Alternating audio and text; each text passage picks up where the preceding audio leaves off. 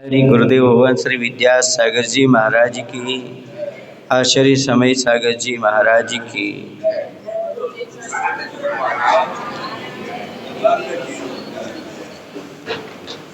दुख से बचने के लिए क्या करना चाहिए? आगामी काल में हमें दुख ना मिले, वर्तमान में हमें दुख ना मिले, इसके लिए क्या पुरुषार्थ करना चाहिए?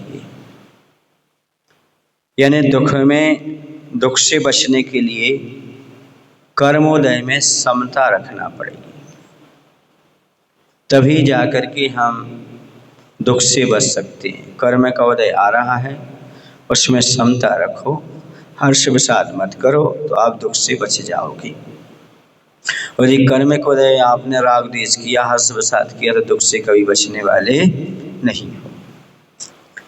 नदी में पानी का बहाव तीव्र वेग के साथ हो तो अच्छे तैरने वाले भी घबरा जाते हैं और डूब जाते हैं, जबकि बाढ़ का रुख देखकर जो नदी को पार करते हैं वे तैरना नहीं जानते, फिर भी पार हो जाते हैं।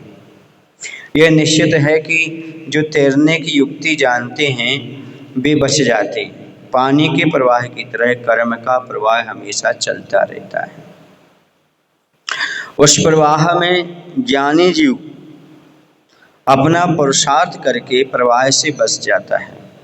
वर्तमान में इतना प्रयास तो किया जा सकता है कि कर्मोदय में समता रखने से सजग रहें। दुख से बचने का यही एक मार्ग है। देखो, नदी सामान्य से बहती तब कोई दिक्कत नहीं, लेकिन यदि नदी में बाढ़ आ जाए तो अच्छे तैराक भी बह जाते हैं। वैसे सामान्य कर्म के उदय में अलग चीज़ है, लेकिन तीव्र कर्म का उदय आ जाए तो अच्छे ज्ञानी भी बह जाते हैं। जो पानी के बहाव को, दिशा को समझते हैं, उसके प्रवाह को समझते हैं, वह बच जाते हैं।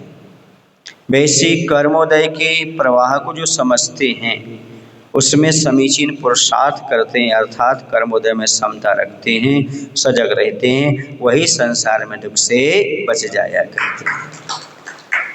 इसलिए कर्मोदय से कोई नहीं बचा और तीव्र कर्मोदय से भी कोई नहीं बचा। सबके जीवन में कर्म का उदय भी आया और तीव्र कर्म का उदय आया। कुछ बह गए और कुछ ठहर गए, किनारे लग गए। जो उसके रुख को नहीं समझ पाए, बहाव को, प्रवाह को नहीं समझ पाए, वो बह गए। और जो समझ गए, समता धारण की, तो वह क्या हो गए? बहे नहीं। इसी प्रकार से कर्म का तीव्र उदय आ रहा है। जो व्यक्ति समता रखेगा वो बच जाएगा, और जो आकुल व्याकुल होगा वो समता बिन जीव नित्य भ्रमता। तीन लोक में समता के बिना तो भ्रमण कर रहा है, और समता आ जाए तो भ्रमण रुक जाए। संसार का भ्रमण मात्र समता के अभाव के कारण है। हम दुखी हैं तो समता के अभाव के कारण हैं, और हम जब भी सुखी होंगे तो समता को धारण करके ही सुखी होंगे, और कोई तरीका नहीं। सुबह प्रवचन में भी यही बात कही, मुनि का धन समता है तो सावक का धन संतोष। साधु यदि समता धारण करते हैं तो श्रावक को संतोष धारण करना चाहिए। समझ गए? अब आकुलताएं अज्ञानता का प्रतीक। जो आकुल व्याकुल होते ना, ये अज्ञानी का काम है। समझ गए? हाँ। चींटी सुबह से शाम घूमती रहती है, इकट्ठा ही करती रहती है, खाली कब है क्या पता। मुनीम को 8 घंटे आकुलता रहती, लेकिन मालिक को तो 24 घंटे आकुलता चिंता रहती है कि यह धन कोई चुरा कर न ले जाए, कोई नुकसान न हो जाए, इत्यादि अनेक प्रकार की आकुलता रहती है। उसे धन कमाने की, धन खर्च करने की एवं धन के संरक्षण की भी आकुलता होती। ये आकुलताएं सब अज्ञानता का प्रतीक हैं। समझ गए? ये सब आकुलताएं, जितनी भी आकुलताएं आचार्य कहते हैं, ये सब अज्ञान का प्रतीक है। समझ गए? चेष्टाएं थक कर रह जाती हैं, जो होना है सो होता है। जो चिंता फिक्र में रहता है वह अपनी ताकत खोता है। चेष्टाएं थक कर रह जाती हैं, जो होना है सो होता है। कहते चिंता करके आकुलता करके आदमी क्या होता है, व्यर्थ में अपनी ताकत खो देता है। जैसा जो होना है सो होता है। इससे ज़्यादा आकुलता करना अज्ञानता का प्रतीक है। अब 4 लोग कार्य करेंगे तो अलग समय लगेगा, 2 व्यक्ति करेंगे तो अलग समय लगेगा, 1 व्यक्ति करेगा तो नहीं। एक व्यक्ति को उतनी काम करना जो 4 कर रहे हैं, ऐसा हो सकता है क्या? नहीं, आकुलता करने से कुछ नहीं।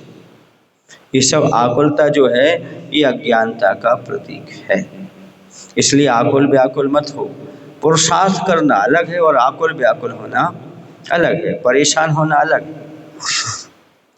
समझ रहे आप? इसलिए सब अज्ञानता का प्रतीक है। ऐसा नहीं हुआ तो ऐसा नहीं हुआ तो ऐसा हो गया, ऐसा होना था, आदि आदि सारे विकल्प जो अज्ञानता के प्रतीक है। अब गुणस्थान चढ़ने उतरने विशुद्धि में तारतम्यता। गुणस्थान के चढ़ने और उतरने में विशुद्धि की तारतम्यता कैसी रहती है? घड़ी के कांटों का आरोहण अवरोहण आधे आधे घंटे में होता है। क्या कह रहे? घड़ी के कांटे का आरोहण अवरोहण आधे आधे घंटे में होता है। कैसे होता है? इस तरफ गया तो इस तरफ सेकंड का है ना, और उसका किसका बोलते मिनट का, इस तरफ से उसको भागना पड़ता है। मिनट का कांटा 30 मिनट तक ऊपर चढ़ता है और उतने ही समय में नीचे आता है। नीचे आना आसान होता है, उसी प्रकार अंतर्मुत मुनिराज की हजारों बार 6वां 7वां गुणस्थान होता रहता है। समझ गए? अंतर्मुत में कितने बार? हजारों बार 6वां 7वां गुणस्थान होता रहता है। 6वें गुणस्थान में आते समय हीयमान विशुद्धि होती है। 6वें गुणस्थान में आते हुए विशुद्धि कम होती है और 7वें गुणस्थान में चढ़ते समय वर्धमान विशुद्धि लेशा होती है। वर्धमान विशुद्ध लेशा होती है। श्रेणी चढ़ते समय सब कुछ वर्धमान ही वर्धमान होता है। 6ठे 7वें गुणस्थान में मुनिराज अंतर्मुत में हजारों बार आते जाते हैं। जैसे 6ठे गुणस्थान में आते हैं तो उनकी विशुद्धि लेशाहीन होती जाती है, और जैसे 7वें गुणस्थान में जाते तो वर्धमान हो जाती है, और जैसे उससे ऊपर श्रेणी चढ़ते हैं तो और वर्धमान होती चली जाती है। समझ गए? ये सब गुणस्थान के माध्यम से विशुद्धि का ह्रास और बढ़ना होता रहता है। कर्मोदय में परिणाम का परिणमन। कर्मोदय में परिणाम का परिणमन सुनो अच्छी तरह से। मान लो किसी के पुत्र नहीं था, लेकिन जब बहुत दिन बाद एक संतान की प्राप्ति हो गई तो अंतर्मुत तक अत्यधिक खुशी होती है उसको।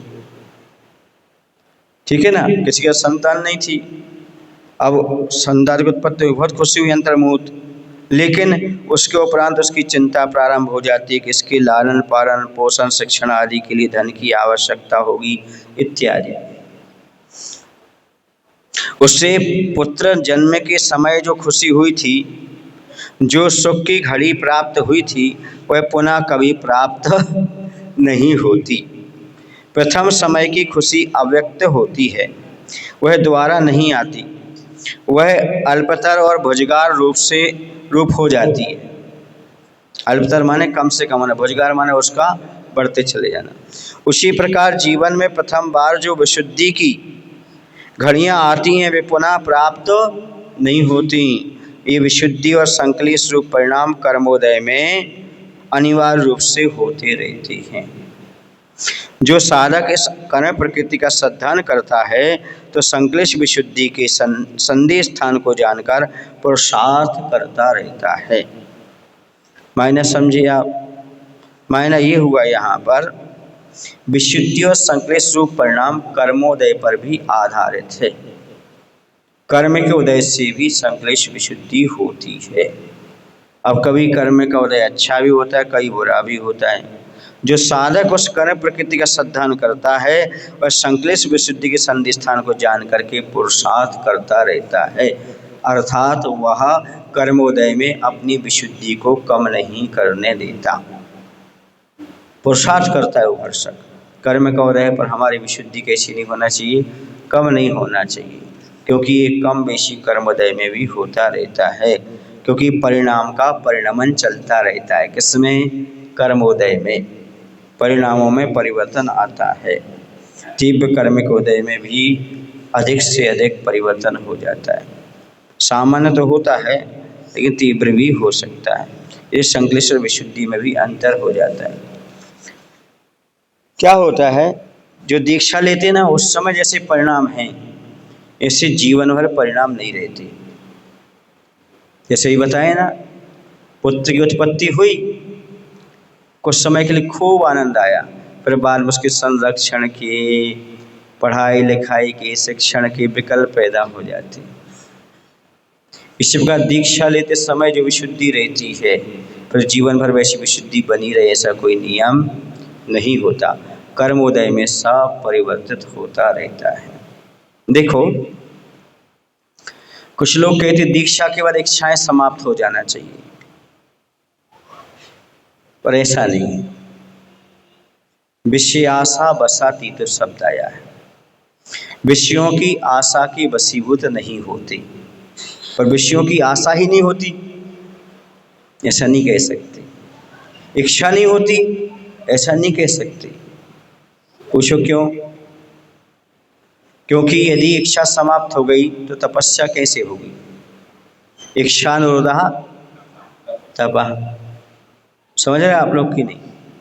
इच्छाएं होंगी, उसका निरोध करेंगे तो तपस्या हो जाएगी, वरना तो जिस दिन दीक्षा ली उसी दिन तपस्या होगी, बाकी जीवन में तपस्या कैसे होगी यदि इच्छाएं समाप्त हो गई तो? ऐसा नहीं होता, क्योंकि सत्ता में सारे कर्म पड़े रहते हैं। वेद है, कर्म है, सारी चीजें पड़ी हुई सत्ता में। वो कर्मोदय से उत्पन्न होते हैं, उदय आता उनका तो उसमें समता रख दिया, उनको दबा दिया तो तपस्या हो गई। अब ऐसा नहीं कि मुनि बनने के बाद एक बार भोजन करते तो भूख ही न लगती हो उनको, बीच में प्यास ही न लगती हो। बोलो ना, यदि भूख प्यास नहीं तो तपस्या किस चीज की, फिर सहन शक्ति किस चीज की, फिर परिचय किस चीज की? उष्ण परिचय, शीत परिचय है ना, क्षुधा परिचय, तृषा परिचय, ये होता है तब तो। ऐसा बोलो ना भाई। हाँ, इसलिए ये हो गया इच्छा निरोध तपा। ये सूत्र कहाँ पढ़ा आप लोगों ने? कहाँ पढ़ा? अच्छा, मैंने भी तो कई बार तत्व सूत्र पढ़ा है, पर मुझे तो एक ही जगह नहीं मिला कहीं पढ़ने को। तुम लोगों ने कहाँ से पढ़ लिया इच्छा निरोध तत्व सूत्र? कितने लोगों ने पढ़ा? जरा हाथ ऊपर करना।